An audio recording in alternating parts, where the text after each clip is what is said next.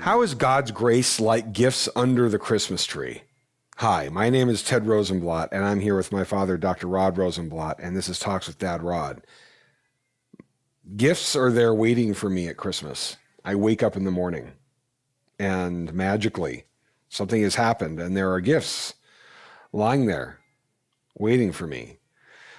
And we've used this image a lot about the grace of God. No matter how naughty I've been all year, I've been a horrible child all year, set fire to something, hurt the cat or something, poured a bucket of water on my sister. I've flipped the bird at my parents when they turned their back on me, any number of things. I could come up with the darkness and stupidness as a kid. And yet I get to the end. I never get coal in my stocking.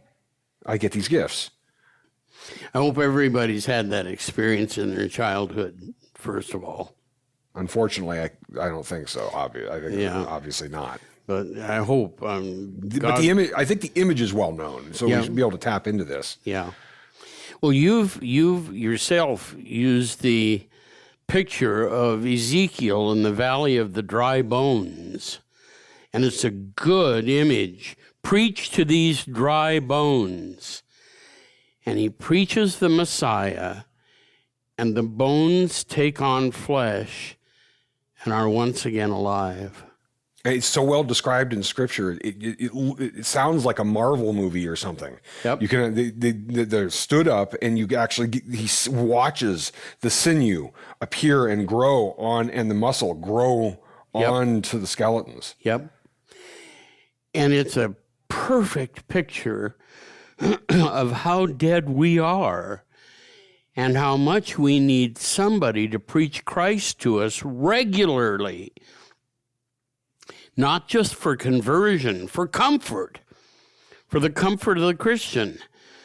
And it's a great picture of it because it leaves us out other than his recipient. Our temptation in our sin is to look at the gifts sitting there as though God has left these things for me. And when I choose, if I come to the right point and I choose, then I can go ahead and receive these gifts, which of course raises up, the awesomeness of my choice. Right. And, we all think like that. I allowed Jesus into my heart. I came to Jesus. I went down the stairs and I got the gifts. Or to tweak off of something you've done before. Look how awesome my wrapping opening skills are. Look how well I opened that present. You see how awesome that was? Yep. We all function like that.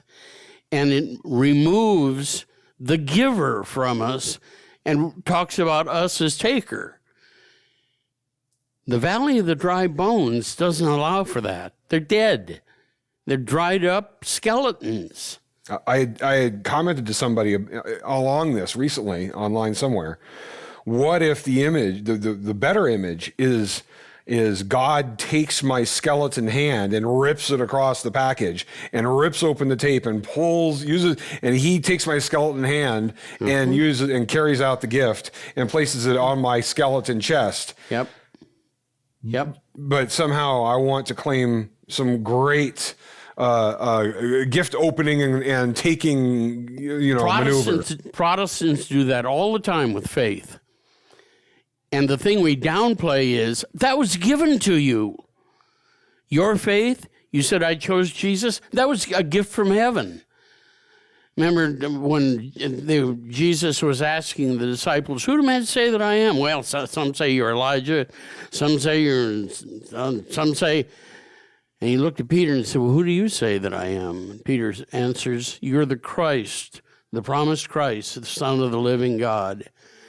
And Jesus replies, blessed are you, Simon Bar-Jonah, for flesh and blood have not revealed that to you, but my Father who's in heaven. It was a gift from heaven, Peter. And we sinners, all the moments after that go, yeah, but I spoke it so well. Yeah.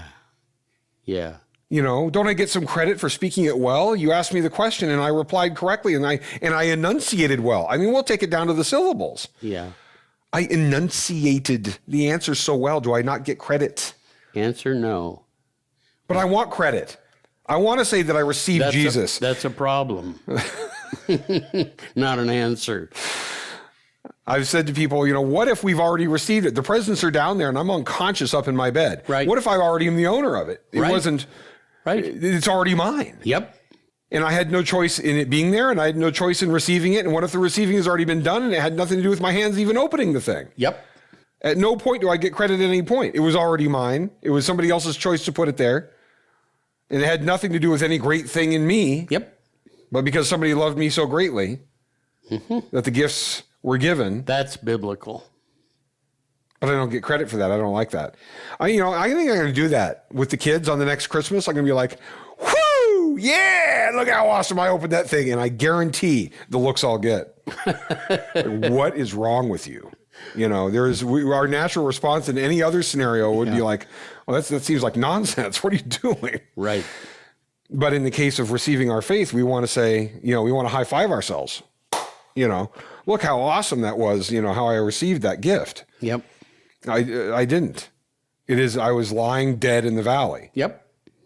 There's no awesome anything. I was turning into dust, lying in the valley, and that was all I was doing at any part of it. Yep. And any other different condition had nothing to do with any of my anything. Yep. Dead.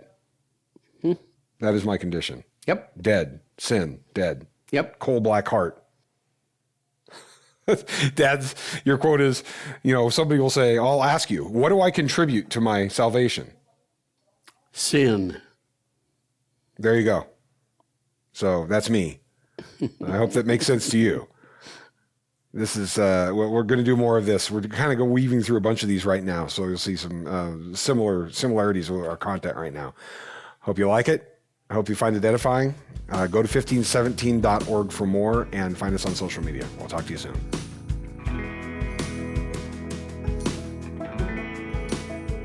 Thank you for joining us on Talks with Dad Rod, part of the 1517 Podcast Network.